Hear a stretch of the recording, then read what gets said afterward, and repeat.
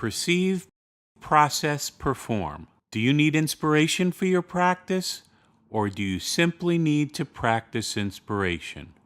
With this series, we aim to do both. Give us 15 minutes and we'll give you practice inspiration.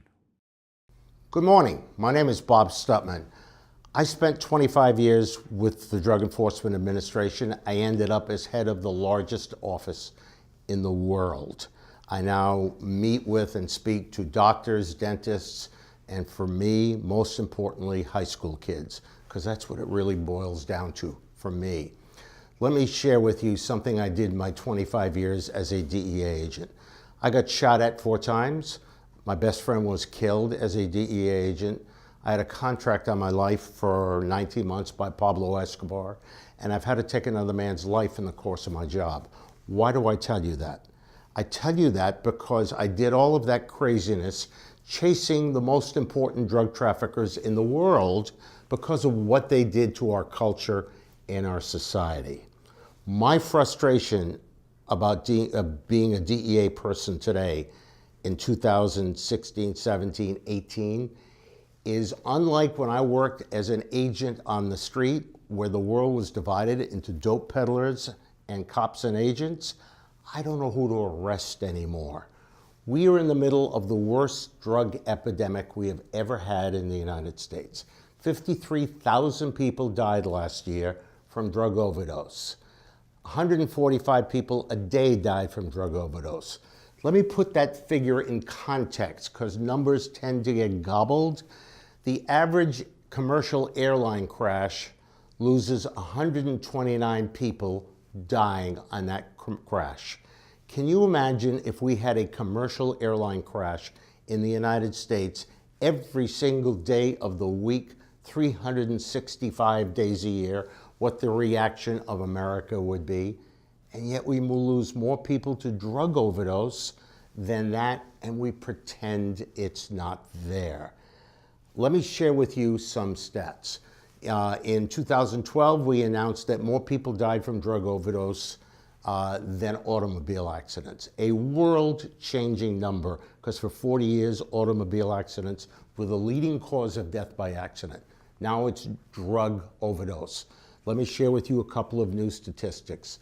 National Highway Transport Safety Administration now says that as many people die from driving under the influence of drugs as driving under the influence of alcohol.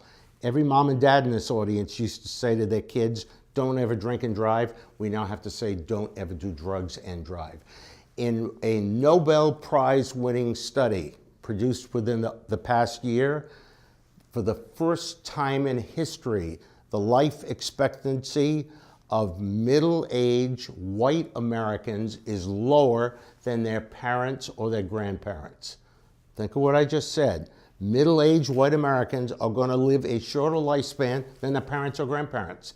Not true of African Americans, not true of Latin Americans, not true of whites in any other culture in the world. Why?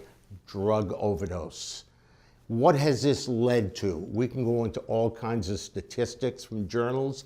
I think there is a real life story that is so important. Outside of Boston, the police stopped a woman for driving under the influence. When they stopped her, she hit a tree, she broke her hand, she had heroin on her. They charged her with driving under the influence of heroin. She went to the emergency room. In the emergency room, she overdosed. They gave her the appropriate medical response. They then casted her hand. And yep, you got it right. On the way out, they gave her a prescription for OxyContin. After overdosing in the emergency room, she went home and died on the OxyContin. We cured the pain, we killed the patient. And that's where we are in the United States. We are so consumed with pain that we overpopulate the country with opioids. Why are we where we are? I believe there's 2 reasons. Number one, age of first use. When most people who are watching this tape first started using drugs, they were about 15. Average age of first use of drugs in the United States is now 12 and a half. These are little kids. And drinking, which is a drug, the grade in which kids are most at risk to first tasting recreational alcohol is now 4th grade. We meet with thousands of high school kids a year, and I will tell you, my speaking partner and myself almost never meet a kid in high school who has a drug or alcohol problem who did not start drinking somewhere between 10 and a half, 11 and a half, and 12. So the age of first use has gone down significantly. That's important because we know the younger a child is when they start, the more likely they are to have a problem. Here's the second problem. Nobody in this audience died when they were in high school from a marijuana overdose. Nobody in this audience died from an LSD overdose when they were in high school. We use drugs that didn't cause overdose. The problem our kids have today is that they are using drugs for which there is absolutely no room for error. They make a mistake and they are dead. And that is a huge difference. Michael Jackson, to me, proved only one thing. You can virtually abuse any drug and have a problem. He's the only human being I've ever met that abused propofol. He did, and he died. What are the drugs that kids are abusing? Primarily Adderall and Ritalin. And the reason for that, of course, is Adderall and Ritalin are nothing but pharmaceutical-grade cocaine, methamphetamine. The good part about that is they don't die from them. The bad part is they become addicted. The drugs that kids are using that are killing them are clearly opioids, particularly the extended release opioids, almost always in combination with a long name, benzodiazepines, most popular of which is Xanax. Mixing those two together with alcohol or soma or other drugs is a combination for killer drugs. I have seen every drug in the world. I probably bought it as an undercover agent. Opioids are different. They're different because kids use them differently. They tend to crush them. They're different because kids don't use them to get high. They use it to assuage their emotions. The most powerful thing I've ever had said to me by a young man was in 2004 when he told me he uses OxyContin twice a week. And I said to him, what does it feel like? And he looked at me and he said, it's like being held in my mother's arms. In every culture in the world, mom holding a child, strongest emotion in the world. I cannot replicate with that with a pill from the medicine chest. That's how deleterious this stuff is. Same for Vicodin, same for hydrocodone, same for Percocet. It gives them that sense of warmth, well-being. The third problem with opioids is kids believe because it came from a dentist or a doctor, it's safe. When Jody and I speak to high school students all over the country, we say to them, why did you switch from methamphetamine or 100 other drugs to hydrocodone or Xanax? And the answer we get is this stuff is safe. It came from a doctor. Now, that sounds stupid to us as adults, but I will tell you something, when a 15-year-old says that, that's tough to deal with because they absolutely believe it's true. Kid argued with us. He said, I didn't see a dope peddler for this stuff. I took it from my mom's medicine chest. She's had the same doc for 15 years. Safe enough for my mom, safe enough for me. And that is a tough argument to overcome if you are dealing with a 15-year-old. They believe it's safe. Here's the fourth problem. Despite all the dentists in this audience and many doctors who believe that they can pick out a potential problem addict, you can't.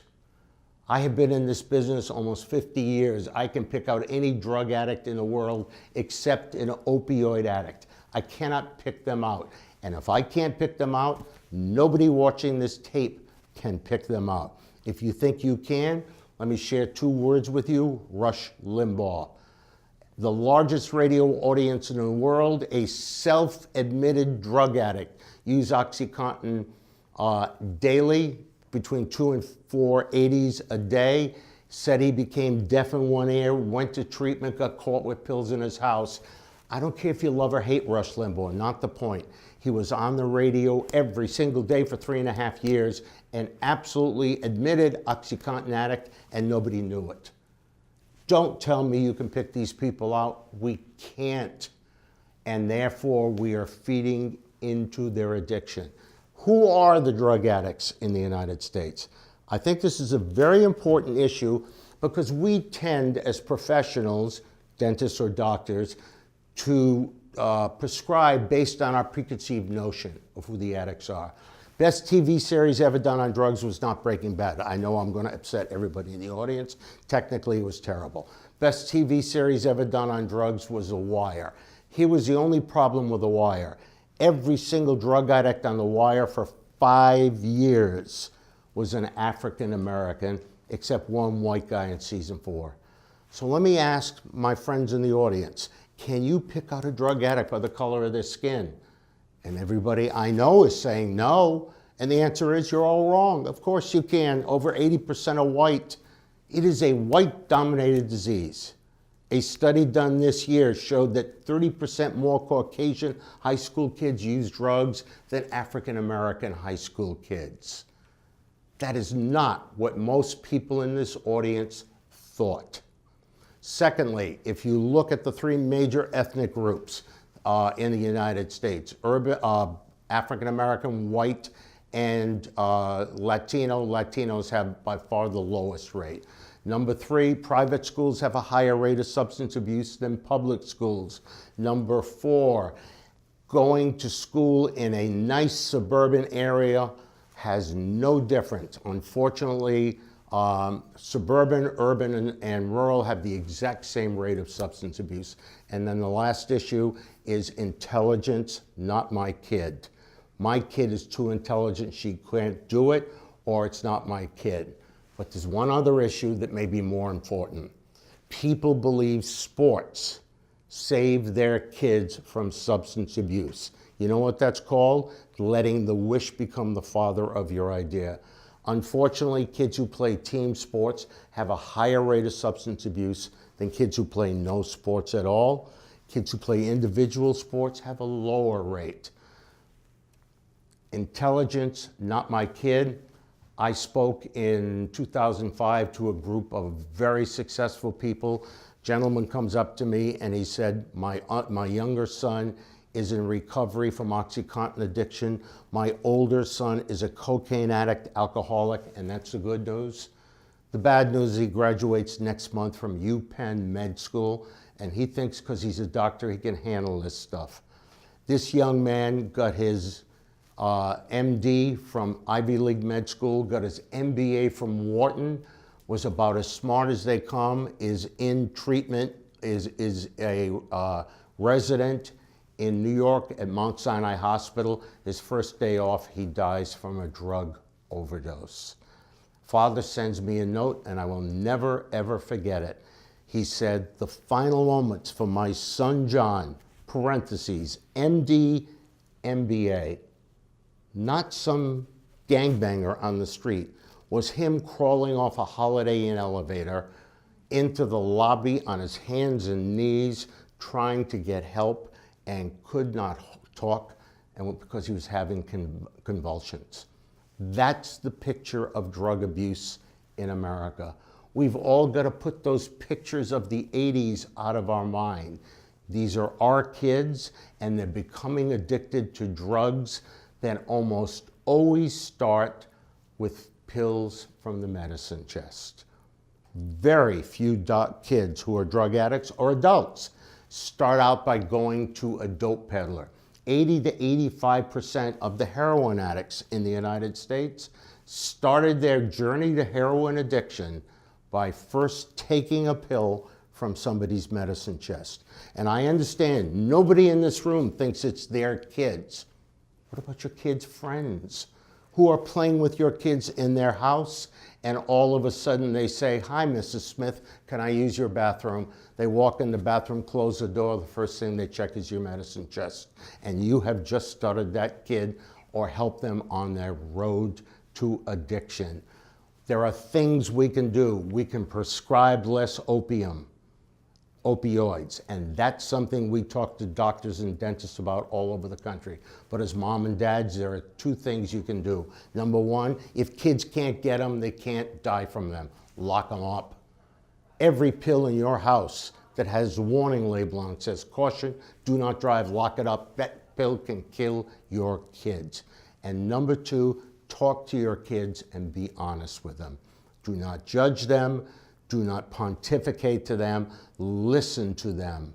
And they will tell you who needs help and what needs help. It is our job to change America.